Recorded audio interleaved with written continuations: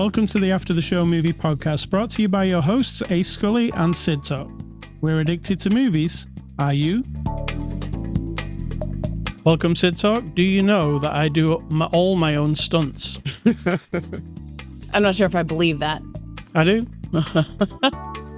Do you believe that Tom does all his own stunts? Yes. Yeah, well, you should believe in me. Tom. That is not the before the after show discussion.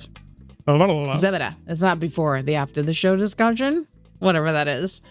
It wasn't much of it. You made a cup of tea. We came in here. I'm playing City Skylines. Yeah. That pretty much covers it, kids. That is it. We watched it. We watched this movie. In depth. It is. All right, let's get on with this. Are you ready to get on with it? Yes. All right. It's Saturday, September the 22nd. This is After the Show, your weekly movie review podcast. And on episode 909, we're looking at the movie Mission Impossible, The Final Reckoning. 2025 movie, out now on streaming. Rated PG-13, its runtime is 2 hours and 49 minutes, and it's from Paramount Studios, who sent us a copy for review. Sid Talk, can you give us the synopsis of Mission Impossible, The Final Reckoning? What I like is how you've included colon in there. The synopsis is it's Mission Impossible, and something bad's going to happen, and Tom Cruise will save everybody. I thought you were going to say Mission Impossible, The Final Reckoning. No, because I'll have a discussion later how that is not accurate. Yeah. All right, Mission Impossible. I'll give you the one off the box. Are you ready? Hunt and the IMF pursue a dangerous AI called the Entity that's infiltrated global intelligence. With governments and a figure from his past in pursuit, Hunt races to stop it from forever changing the world. Yep. Hunt. Why don't they call him Ethan in this synopsis? He's like Bond. You know, he's not really a person, is he? Is he? I don't know. Is Ethan Hunt really his name? We don't even know. No. Or maybe we do, and I don't pay attention to every movie. I don't know. All right, so we've watched all the Immission Impossible movies. This is the latest one. I always, I'm looking forward to them. You do always. They're like the other one for you, Fast and the Furious. Yes. Actually, they're pretty similar, right? Kinda. In a way. I would hate to use the word dumb, but they're dumb and they're fun. That's the thing. All right, Mission Impossible, The Final Reckoning. What did you think, Sid Talk? It's exciting. It's got action. I will question the big story and kind of how it's edited together at times. But I had fun. I don't know. It's a hard one because I agree. It's also the second part of a story, so we've already seen the first movie. Yeah, but so it kind of has baggage with it. It's irrelevant. It's like a giant AI wants to take over the world and humanity. That's the crux, right? What I wanted to explain is why I hated the first 60 minutes of this movie. Because this movie is... Hated is strong. I love it. Let's hear it. When movies are said to be split into 3 parts, beginning, middle, and end, this very much is that. And the first 60 minutes was just grinding my gears. Oh, okay. Because the whole thing it's in case you didn't see the other one, the one before it. Mm-hmm.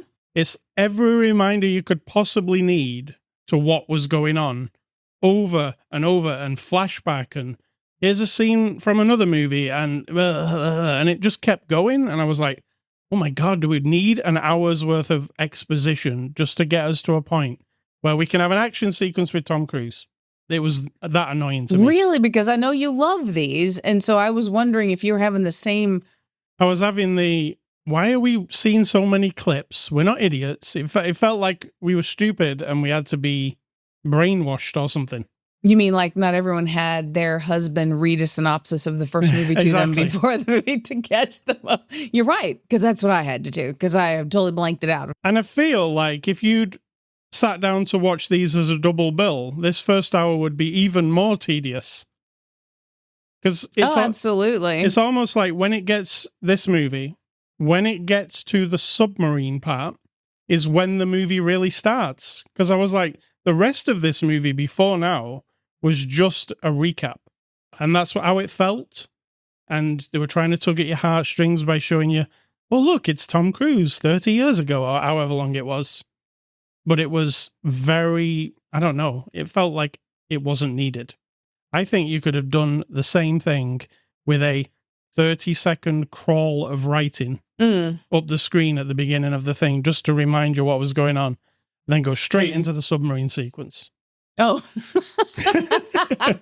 Well, that'd be cutting out a lot. Yeah. You're right. But you know what I'm saying? I don't think it needed... It's indulgent or something, that first part. Indulgent is a good word, and I would probably use that in my description, yes. Now, on the other end of it, the next 2 hours, because it's nearly 3 hours long, I was thoroughly enjoying myself. Soon as Tom Cruise starts doing stunts that I know he's really doing for real, and it looks amazing, and that submarine sequence in the middle, the audio was like exceptional. I thought there was a submarine in the room with me. Every like clang of metal as it was turning, like, you know, it was amazing, that sequence. And then there's another amazing sequence at the end.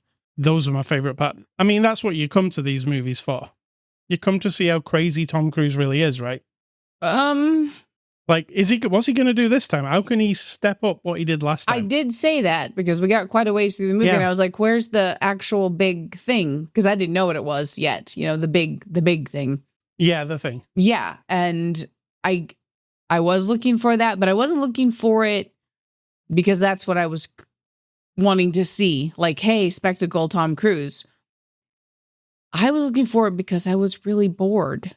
Of the exposition part. The exposition, the overriding story that AI has created its own self from something Ethan did and something someone did before, and then Ethan caused everything. It's very convoluted, and they try to tell you straight up, you know, Ethan's the flaw of it all.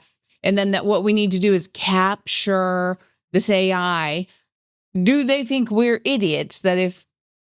And they reference this... They do think we're idiots. They reference this 3 times in the movie, right? That someone doing something said these words, I have a backup plan. I have a backup. I've got backup, right? We had this telegraphed to us 3 times by 3 different characters. So if you're capturing this fucking AI that's so genius now that it runs the world, including all of the nuclear controls, all the electricity, everything in the world. It's high stakes. Do the writers not think that we might think it's made its own fucking backup? Yes. Somewhere in the world. And so everything you're doing, the drama that you're leading me to, however you're going to destroy this thing, is all for nothing. So my thing the entire time was, we have not constructed a plan to either rewrite the program successfully, right? So that it's not an evil AI, nor have we considered every possibility. We are just getting to the submarine part, like you said, and the airplane part. Yes. That it's just a delivery tool for action sequences, and that would be fine. But I definitely want the story to make a bit more sense, and it didn't. When you're watching it and you're like, they think I'm dumb as an audience member, they also like to say the same thing like 3 times. And I noticed the pattern of it. Oh, honey, you know my brain doesn't handle that. Oh my God. This guy is doing exposition. Everybody's doing exposition in this movie at all times. Somebody goes, like a genie in a bottle. And then another person goes, yes, like a genie in a bottle. And then a bit later on, somebody goes, yes, do it like a genie in a bottle. Yeah, like a backup plan. I've got a backup plan. I've got a backup plan. And I noticed it's always 3 times. So somebody sat down and said, audience won't know what's going on unless you tell them 3 times. Oh, yeah. That's why the exposition in the beginning. Oh. If you don't show me clips from back in the past, from every single thing that Ethan has done, instead of, I don't know, just assuming people know that he's been an important figure in saving the world. I don't know. It just seemed like the repetition, like you said, if you cut out all of that, there wouldn't be much left. The title sequence, you know, when it dun, dun, dun, dun, dun, after the beginning, opening, that appears 23 minutes into the movie, right? Okay. You know, there's a bit of a sequence before, and then the title sequence, and then up to the 60-minute mark, we're just flashing back, looking at computer screens. It's telling us what's going on, blah, blah, blah. And it's 60 minutes into the movie when something starts to happen. Right. Now, personally, I would have nixed the first 60 minutes. I would have abbreviated down to maybe 5 minutes. You could probably get all that into. Mm. You have to say it, and I'm going to do it with you as well. You have to say everything 3 times. So that's why that first part felt long, because they were over-explaining it. And I'm not sure why they had to do that. I don't think you have to ask why. You know why. Well, the reason isn't that they had a purpose. It's poorly written is the explanation. The first half of this movie, the last movie, was written and directed by the same people, and it did not have that issue. So that's why I said this movie comes with baggage, because you've got to assume that they didn't see the first one. Yeah. And you've got to tell them what's going on, otherwise it really won't make any sense. That's what that first 60 minutes ends up being, like a recap. You know them 5-minute recaps you watch on YouTube sometimes when you're like, oh, we're watching Final Destination, for instance, and then we're like, well, we're not going to watch all 5 Final Destination movies, but like, let's get a recap to see what happens. It's that, isn't it? Absolutely. And it's not that interesting. They do some things to like change the story from the old movies, like bring things into this movie, like say, you know, oh, that guy was there and this, that, and the other. I didn't think any of that really. What are you talking about? What are you saying? Like the guy with the knife, you know? Well, I feel like if we are calling this the final reckoning and we're going to try to trick everyone into thinking it's the last. They try to tie like them all right, together. So then you say this is the last one. Therefore, we're going to go back to the first one that was so exciting and stimulating and kind of made its mark. We're going to take a character from that where we didn't really get to know him. We're going to put him in this one and have him be part of the thing. We're going to put him in this one and have him be exposition man to the nth degree, because some of his line delivery as well, that guy, he looks at the camera almost and tells you what's going on. He's I wouldn't pick on him that bad. A 7805 CPU computer. Like it's really well, let's be fair. That's kind of picking on him when we do that through the whole movie. In fact, he says something like this. I love computer terms, and in movies when they're just gobbledygook, he says something like a 5D 7S5 computer, and I was like, what? I don't know. Does Intel make that one? What is that one? It's lost on me, but. Yeah. There are times like in the thing with the president when they're all explaining to her how terrible their choices are and they're spewing things at her and they have printouts already like, This is how many people will die. This is how many square footage is covered. We're talking about nuclear attacks and bombs here. It is like, and this really kind of weird combination of slowly paced, fast edits. I don't even know how to describe it.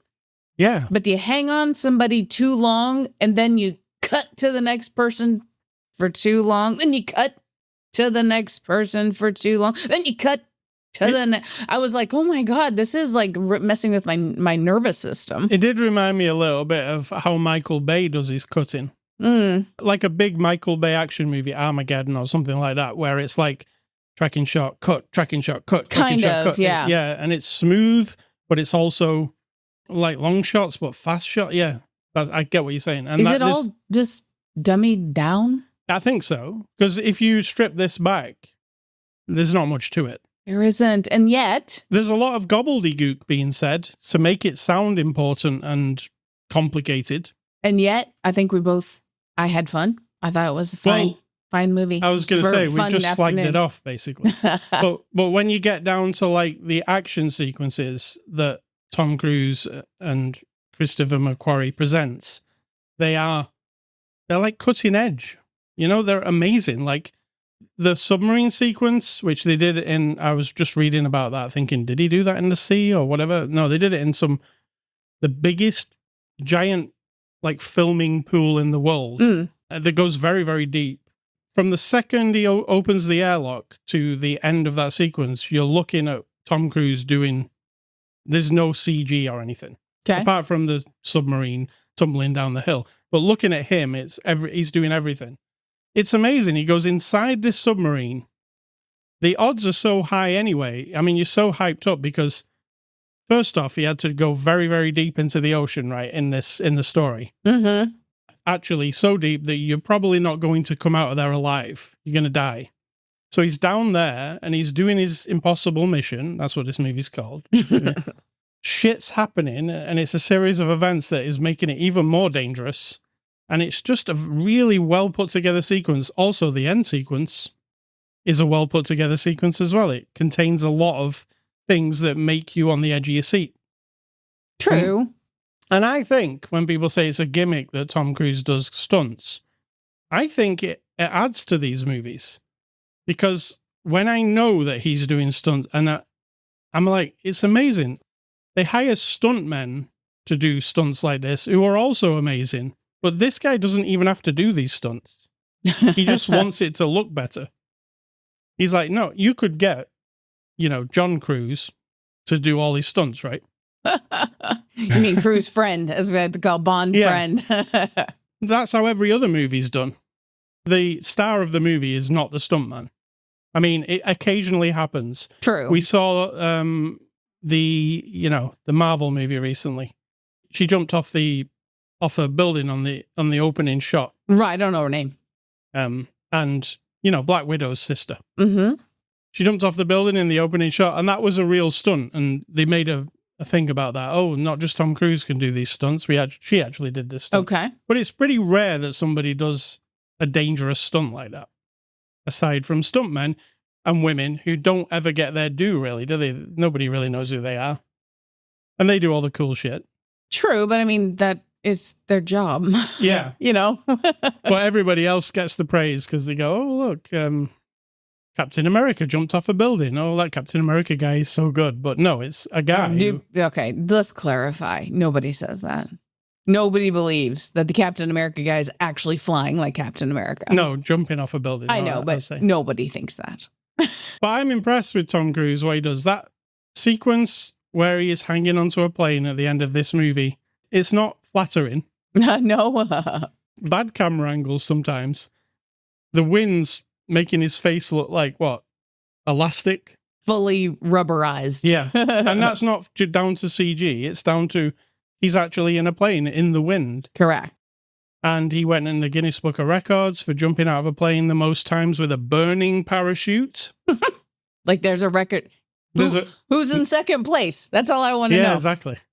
Was there a number before this? Some guy had like 9 and he has 12. Like who set the first record? That's all I want to know. So I was looking at Tom do these stunts, and it's so crystal clear these days with the camera technology and everything.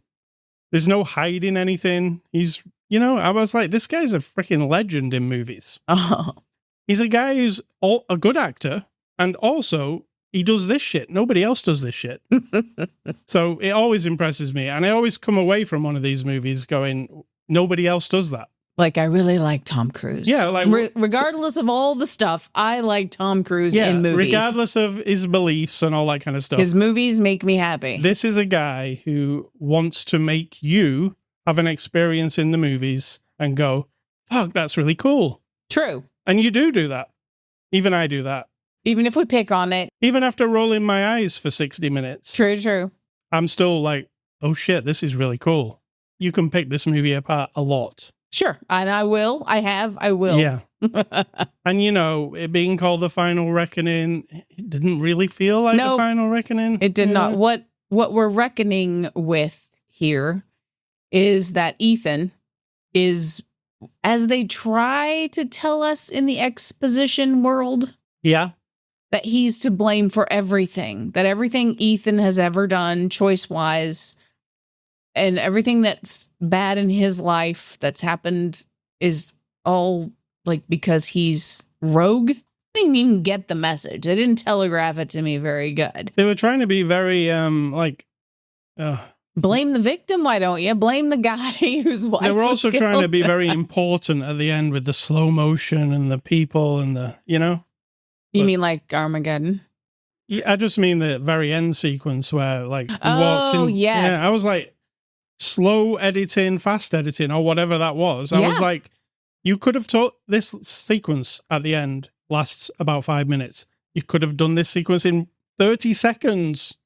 And the sequence we're talking about is we're revisiting all of our characters, all of our little friends Like, we've known, in and slow motion.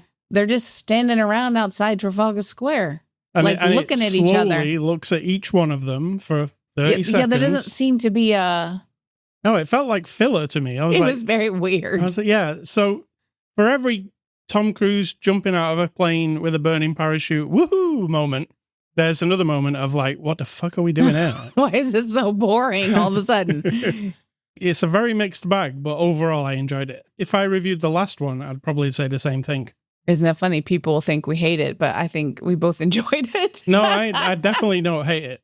No, but I will find everything that bothers my brain. Yeah. About the writing. Yeah. Stunts. I actually enjoyed the water one. And I even said, we were watching the part in the submarine where he's, trapped and it's long. It's several minutes long.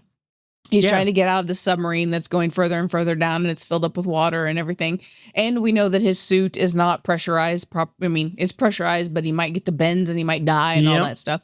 And I said, we can tell he's from our generation from watching, and that he has watched Poseidon Adventure back in the early original ones, and Towering Inferno, and these really horrible disaster movies where there is no escape. But then there is, but it's a horrible disaster. And then later, the airplane sequence. It's very old school. It gave me Harold Lloyd, is that his name? And Charlie Chaplin I said vibes. to you, it's like Errol Flynn when he punches a guy. Yeah, the Errol like Flynn the old punch, but then like the vibe of the airplane thing, because they were just analog airplanes or whatever you call them. That was what they were going for. Yeah. Because it can't have been a coincidence. I enjoyed that. And I felt Tom saying, or whoever writing saying like, hey, let's pay homage to, 120 years of cinema.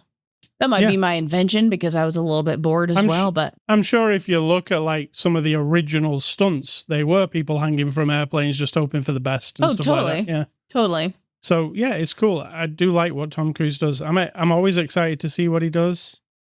He's getting older. He still does shit though. I mean, we saw him. He's fit as hell. Yeah. He's in his underpants having a fight. He's in his underpants running on a treadmill. Then he had a fight in just his tighties. So I was impressed with that. Rubbed a guy's face on the treadmill while it was going. God. Of all the things that looked painful, I was like, oh my God, imagine somebody's pushing your face against a treadmill while it's on full speed. Oh my God. Yeah. So there's a lot to like. Tom Cruise underpants fight. Tom Cruise. He's in his underpants again at another sec. Oh, in the diving thing where he actually takes his suit off. True. And then he's underpant Tom Cruise again. So if you like Tom Cruise underpant guy, you'll like this. And if you like stunts, you'll like this.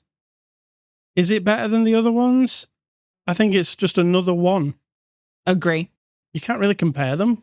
It's another one of those. It's not like a towering above situation. I really liked, if I was going for the stunts, in the last movie where he jumped off the ramp onto the top of the train. That was really cool. Mm. But I think this is of a similar level, especially the plane. And he's done, I can't even remember all the stuff he's done over time, but I do remember him climbing up a building in Dubai. Do you remember that? Mm-hmm. Well, I remember it because they showed us all the clips. Yeah, they did. In fact, you come out of this thinking you've seen all of them. Yeah. Like, you just sat down and watched all of them. Now, if you want to talk about feeling a sense of indulgence, that felt like that to me, but then I'm like, well, it's like a tribute to the whole series. Yeah. Like trying to tie it all back together, even though it's kind of, at this point, so confusing, nobody knows what. It felt confusing. I mean, it's a simple premise, right? Somebody somewhere wants to destroy the world, and we have spies and good guys like Bond and Bourne and all those people to save us all, right? That's kind of the underlying, that's the skeleton of the story. Yeah. Bad entities in the world. That's all you need to know. Good entities hiding from the world to save us all, and we should also be super grateful. But then you muddy the waters where your bad guy isn't really a bad guy person. It's not a person at all. It's an invention. Okay, who wrote it? We don't know for 100% sure. There's a lot less cool gadgets in this movie too. Absolutely. I noticed that. Yeah, it's like they just dropped that.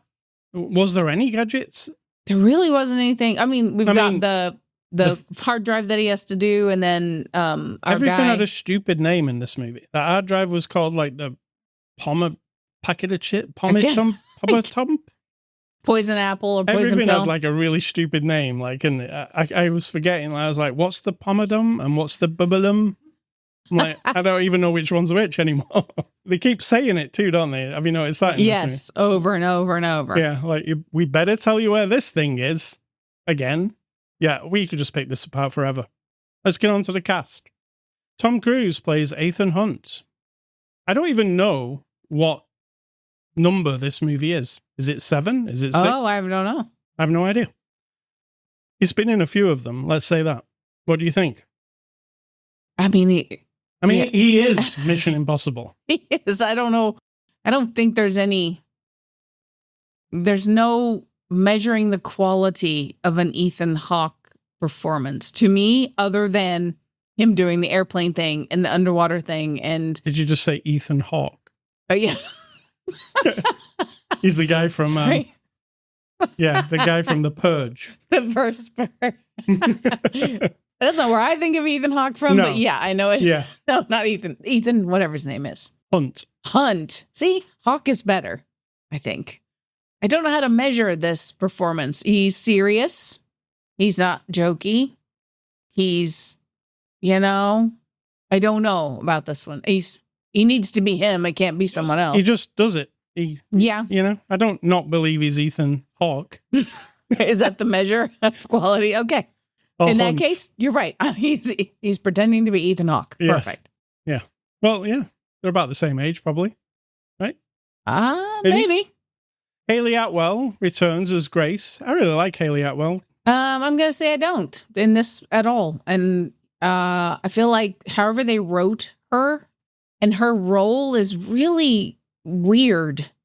So we know her from before, and I don't even remember how he knows her. She's a pickpocket that he's known for a long time. Yes. So now she's part of the team. And then she becomes part of the team because he sees the skills. Linger on her face. Well, we know now. Yeah, but what I'm saying is even her performance, the way she says things, the way they have her say lines, and like there's this plastic Stepford wife thing about her that really bugs me. Like really, really bugged me. So unfortunately. Well, I'm a fan. Excellent. Agent Carter from Marvel. She's not Agent Carter. She's this lady. Ving Rhames plays Luther Strickle. He's been in all of them. Mm-hmm. You like Ving? He's not in this one a lot, to be fair. Here's the thing. It's like they were paying homage to Ving Rhames in this movie. First, he gets a big, long speech in the beginning. Yes. Where he's talking about how the value of life. Is he ill? Is he dead? Neither of those things. Okay. So Negative. It's not like the Candyman guy from Final Destination. No. Where it's like he's making a speech to the fans and to people about the meaning of life and how everything's important. And right. He does that in the beginning, and then we get a big, long speech again from him in the end of recording of his voice about oh yeah, we do. How everything's important, what Ethan does, and everyone has a part to play. And I'm like, what is going on? Why are someone's in love with Ving Rhames? That's all I could think. Yeah. I mean, he was fine. He's a major part of this series. He is. It's just there wasn't much of him to like. Yeah. Do. Simon Pegg plays Benji Dunn again. He's been in it. Benji Dunn again. That sounds like a name. I like Simon Pegg. And he's like the comic relief, but he's not too over the top. I feel like he's a little bit, I don't know, also plastic, but in a different way. I don't like this sort of weird, superficial British comedy thing. I find it insulting. So there's that. I know. I can't help it. I'm taking your British card back. All right. And Pom Clementif as Paris. I really like her. She's Mantis from Guardians of the Galaxy. Yeah, but we're just putting her in there because she's cool. I mean, she is cool. She doesn't serve a lot. She's just angry at Gabriel, and that's it. She wants to kill. Yeah. And she's cool, and she's fashion forward, as I said. And I like that, but I'd like to see a whole movie about her if we're going to focus on like a Atomic Blonde, where you see like the whole of her. I would actually like to see, yeah, she'd be a good character if you took her like before she met Ethan and what was she doing? She was like a henchman. Yeah. Yeah. And we've got Ezai Morales as Gabriel. He's the bad guy. I wasn't fond of He's a mustache twirler. He's a mustache twirler with a mustache and a goatee. And I don't know, do you feel like, I felt like at some point I was like, okay, are we going to reveal that he's like an android? Because the way he was like, so maybe I was just on the plastic vibe today because he seemed like animatronic. I did make a mental note about him. Yeah. But it might be insulting or something. Don't say it then. No, I'll say it anyway. Timu George Clooney. That's kind of how he comes across to me. Like a cheap version of George Clooney. He's really wooden acting-wise. He's very handsome, but the thing handsome and wooden, though. But he's not. See, that's the thing about that actor guy. He's not. And I'm just thinking, were they trying to make this character so brainwashed by the AI from the first movie? Because he was like Mr. Mysterious bad guy. And now he's so brainwashed in that he wants to run the world and control the AI that he's become literally like maniacal. He's also become an idiot. Yes. He's like, I'm here now, and I've got an escape plan. I've got a plane, and I've also got another plane. Ha ha ha. Oh, you mean a backup plan? And then you're like, you really need a backup plane? Oh yeah, I guess. Well, he had to say it because because we'd all be like, why is there two planes? Exactly.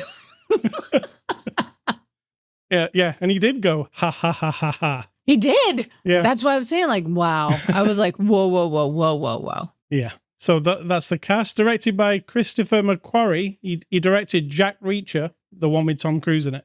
Oh, really? Okay. And 4 of these Mission Impossible films. So what do you think of Christopher?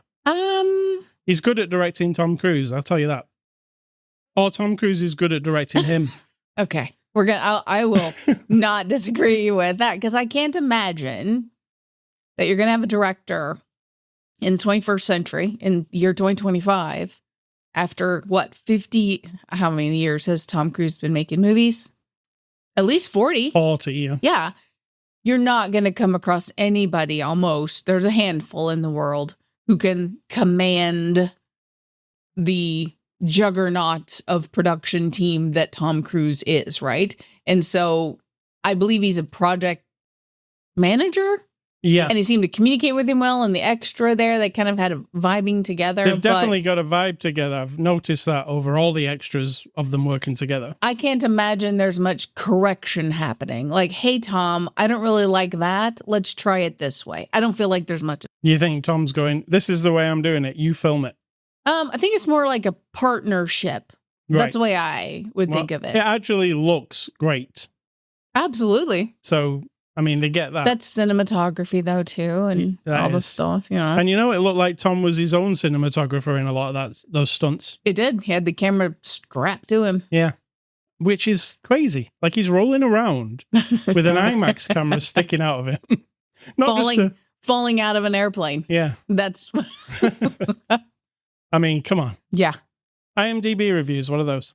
Those are the reviews that might say some of the things we've been saying because they're 1-star reviews. They don't like it. They're going to pick it apart. They're going to say things like the people acted like plastic and maniacal, and you're going to make fun of them. Or you might agree with them. Well, get this. It sounds just like what I just said. First guy says, after watching about the first half of this, there was literally no action. It was a whole hour and a half of just talking and flashbacks. It's like one of those episodes in a TV series when it's all flashbacks. Yeah. What the literal heck? What the literal heck? The second guy says, Tom Cruise versus USB stick. And I know what he's saying. It's the yes. Yep. The thing, yeah. He says, this isn't Mission Impossible. It's Mission Improvable. The only impossible thing was keeping a straight face. By the end, I was rooting for the AI. At least it had some logic to it. 1 star would have been 0, but Tom Cruise did hang off a plane, and honestly, respect. Respect. You know, everybody has respect for the Tom Cruise stunts. Absolutely. Third guy says, terrible, just flat. No action, no drama, no tension, no action. I disagree. Disagree with that. I don't know how you could watch this film and say there was no action. Yeah. Impossible.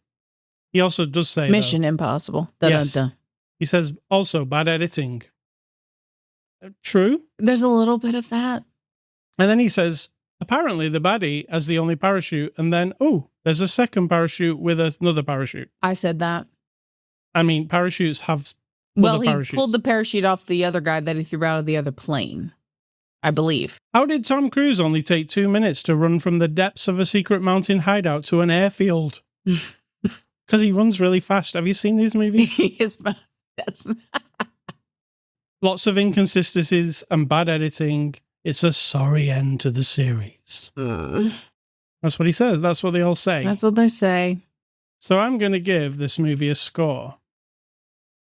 And it's a hard one to give a score to. Because it's fun, but it's also bad. Yeah. I'm going to give it a 7 out of 10 because I had a lot of fun with it. Okay. I think it's too long, and I don't normally say that about movies. But I don't think this movie should be nearly 3 hours long. And I get what you're saying. The quality of it, the quality of the making of it is enough to make it a good experience. Mm-hmm. Because you even noticed a little trick when they did their aspect ratio, like dun dun dun. Oh, brilliant.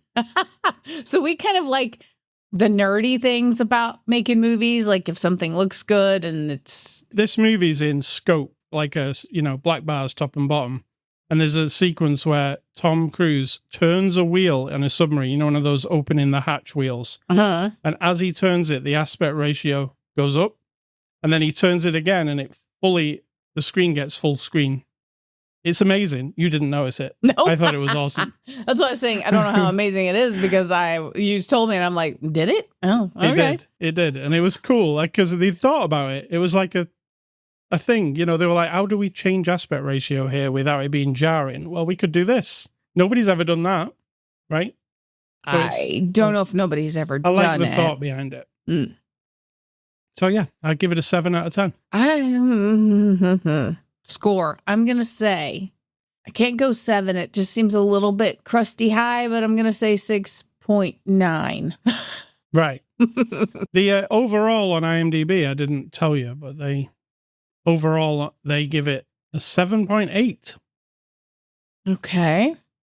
I mean, because it's enjoyable, I think. You can kind of look past some of the shit. True. Because there's some good stuff in there, right? True that. And that's what it is. It's like the beginning part is shitty. The middle part gets good. And then the end part is great. And then the very end part is slow motion. 5 minutes of... Yeah, but that's like the shortest part. 5 minutes of just some people walking into Trafalgar Square. We're supposed to feel like it's kind of like a workout. They give you a little warm up in the beginning with an hour's worth of exposition and replays. And then they give you some action. And then at the end, they give you a little cool down period. Well, there's one thing missing, I say, from this movie that I didn't talk about in the review is movies like this, even Fast and the Furious has done it to me, have made the hair stand up on my neck in certain moments where they do things. But this end sequence here where they're doing look, here's all the characters, I think you were supposed to feel something, but I felt nothing. Like it wasn't emotional for me. Yeah, you're supposed to feel like this is the end. I think you're supposed to be like, oh, this is 20 years of this movie coming to a conclusion. Yep. But no, I just felt like, well, that looks like they're going to make another one. Kind of like the big long table food scene from, the vampire show. Oh, True Blood. Yeah. The ending of True Blood's supposed to be hyper emotional and cool, but it actually comes across as like, what the fuck are we looking at? What is that? What? I remember that first episode. It was kick ass. And now I'm looking at a family dinner of some kind. Yeah. That is lame. Like what happened to this show? Yeah. Yeah. So, but no, I'm not looking at this movie thinking what happened to this franchise. I'm thinking, is that it? Like, that's not really a huge deal. Yeah, that end of it is not. You're not going to miss it. Like, also, we're never convinced when they try to claim that something's done. I'm 100% not convinced. I wouldn't be surprised if in 2 years there's another one. Of course. Yeah. So look out for that, everybody. So thank you to Paramount. Next week, we're looking at another big blockbuster for this year, and that is the other big guy in Hollywood, Brad Pitt, in Formula One, the movie. And this is by the director of Top Gun Maverick. So Mr. Pitt got to be in the real cars. He's doing it. He's basically pretending to be Tom Cruise. I'm doing the real stunts. I'm getting in the cars. I wouldn't driving say fast. he's pretending to be Tom Cruise. That seems unfair. Yeah. So, yeah, we'll look at Formula One, the movie, next week. Movie recommendations. I was just looking at Tom Cruise and looking at which movies I really enjoyed. Top Gun will obviously be one of my favorites forever. Absolutely. And In this movie, we get a little Top Gun action. Oh, there's a total Top Gun. Absolutely. They not only have like an aircraft carrier with the planes taking off, they have Tom Cruise in a leather jacket, just like Maverick. Right? And then we also have Indiana Jones reference, we believe. Yeah. I think, again, I think that whole end sequence there, I think it was tribute in old films, like you said, like the Indiana Jones serial, like not even just Indiana Jones, other movies like that from the black and white days. People with whips and that kind of stuff. Exploring. Well, they didn't have whips and they weren't exploring, but they were dressed like them. Yes. Yeah. And my other one is War of the Worlds, the version with Tom Cruise. Okay. I think that is a really fun, giant blockbuster summer movie that was excellent. So they're two of my Tom Cruise movies. I don't mind that one, but I don't know if I'd watch it again. Maybe if it was just on. I don't know. Yeah, I'd also throw Magnolia in there, but always. Of course you would. Yeah. And my recommendations are going back to the whole of the history of cinema, and I'm doing horror movies, and I'm up to and I started in the beginning, so you need to go back and listen to all of the podcasts from this year so far, because I started with the very, very beginning of when cinema started, and now I'm up to 2004 and 2005, and these are all horror, if I didn't say already. These aren't about the quality of them individually, because a couple of these, I'm going to say, are not great, but I've seen them. And so in order to be like me, an automaton like me, movie watching beast, you will watch them. Saw, 2004. Yeah. So that's the original Saw. Superb. Did its thing. I think in the moment it was superb. I don't know. I need to watch them all again, I think. To me, at the time, it was clever. Absolutely. Yeah. And it kind of, it fed a niche that... And it kickstarted a whole thing, right? All kinds of Saw franchise. Not just the Saw franchise, just everybody wanted to be gruesome. Like Scream. Yeah. And then we had Hostel and those. Yeah. And what was another one where it was like was organ donor. Turistas. Spoiler. Also the Green Inferno. The Green yes. Yeah. Oh, yes, all of that. And then my next one is 2005 was Constantine.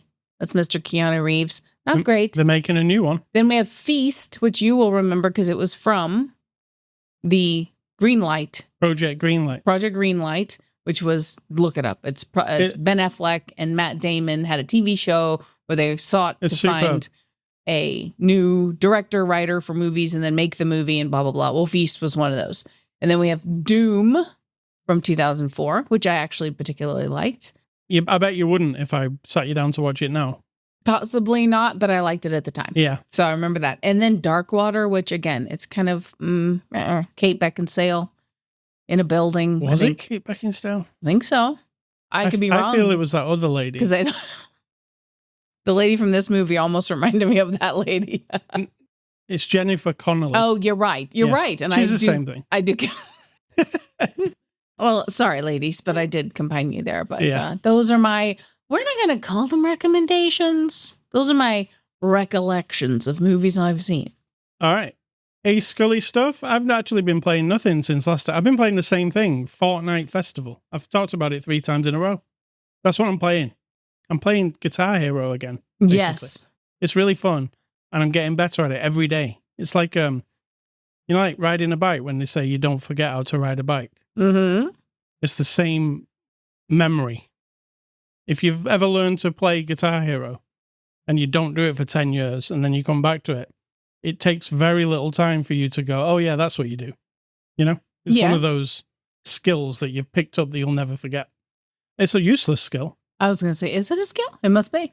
No, it's a useless skill, but it is very, very fun. Sito, what's for dinner?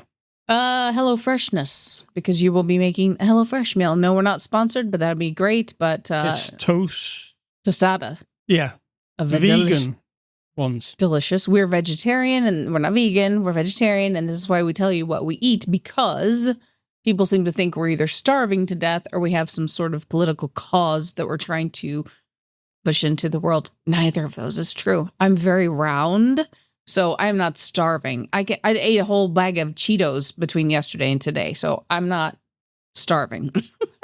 So we tell you what we eat because, yeah, there are vegetarians in the world who aren't what you might think we are. I see. And then my advice is not advice. It's just a big long thingy here. Stream of consciousness. It's a little bit of stream of consciousness. Well, I mean, it's all tied together, but it's sort of like thoughts, the way my brain works, and it always has. And so this is why I probably have some conflict with interacting with the world, interfacing with the world. You know, I mean, I always have. This isn't new. This isn't me developing. This is from the time I was a child. I hated school. I hated structure. I hated organizations. I hated going to meetings. I hated gatherings, all of it. From the time I was so small, I would always go off by myself. And so the way I kind of process the world is just, it's me. I don't know what it is. And I come to these conclusions, and it's very conflicting and confronting that, like, overall, if you zoom out and look at humanity and life and existence, right? Like, we are not doomed. There is no, like, doom machine. There is no asteroid that'll wipe us out eventually. I mean, maybe in a bazillion years, I don't know. But at the same time, we are doomed because we're fucking idiots, right? Humans are idiots. Sure. We're going to doom at least factions of our population for no fucking reason except there's something not right about us. I mean, that's just reality. And as a whole, not every individual. So don't jump on the thing of whatever. Then there's like this thing of like, oh, everything will be all right, right? People have this, oh, everything will be all right. It'll be good in the end. Well, but the truth is everything will never be all right. Everything is everything. And there's a lot of not all right in the everything. I'm just not that person. I'm not the best person if you're grieving to comfort people, because I've grieved myself for losses, sad losses. And I do it to my own self, that, life does keep going. And I don't believe everything will always be okay. But I also don't think everything is terrible. So it's confusing in my brain. So sometimes I just want people to consider that all the things they've ever been sold, the idea is like there's a storybook life out there that you're supposed to live. And if you don't, then you're failing, or that we're all on the verge of a zombie-like apocalypse, right? Or we're in some weird doomed experiment, or we're all these organic puppets that are being controlled. We were created by some puppet master with an identity fucking crisis, with like also self-need of being worshipped. No offense to all the religious people, but it is what it is. All of that's bullshit, man. Like, it's just this setup for failure, and to feel like a failure and feel like there's something you're not doing right. When in fact, time will outrun all of us, everything that we know. George Carlin said, when this planet's done with us, she'll shake us off like a bad bug. Like, I'm not worshiping George Carlin. I'm just saying that seems right. That seems like a clear thought. If I could tap into a way to telegraph this idea to every human, the ones who have done terrible things, the ones who do good things constantly, keep doing more good and do less bad. Like, don't harm everything. Don't tear things down. Build something, create something, solve problems, keep us all moving forward and keep us moving, because we're going to anyway, right? We're just going to keep living until whatever is at the very, very, very end. And that's it. See, right. It just runs out. My little write-up is like, that's it. It's like, just keep going, but don't be an asshole. That's really the bottom line. All right, thanks, Sid Talk. Sure. Twitter, Instagram, Blue Sky, Threads. Those are the social networks. Those are the social networks that we are on. We're also on ascully.com, Spotify, iTunes, Amazon Music, YouTube, all the places you can get podcasts. Email me, ascully@ascully.com. Do not email SidTalk at donotemaiLSidTalk.com. And stay classy, Mr. Tom Cruise, Ethan Hawke. Thank you. And I'm going to say, think for yourself. Someone will do it for ya.